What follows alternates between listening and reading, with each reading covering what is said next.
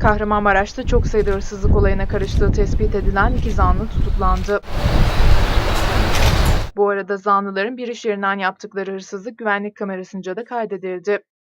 Alınan bilgiye göre son bir ay içinde Yüksel'in mahallesinde bir ikamet bahçesinde bulunan kümes kilidi kırılarak 6 güvercin ve kümes hayvanı çalınması, ayrıca ikametlerden cep telefonu hırsızlığı olayları ile ilgili Asayiş Şube Müdürlüğü Hırsızlık Büro Amirliği ekipleri tarafından araştırma yapıldı.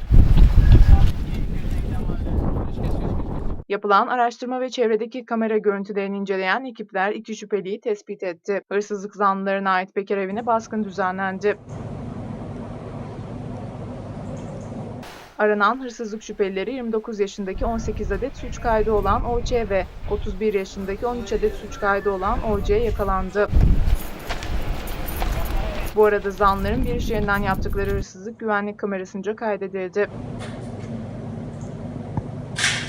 Bugün hırsızlık büro amirliği ekiplerince adliyeye sevk edilen şahıslar tutuklandı.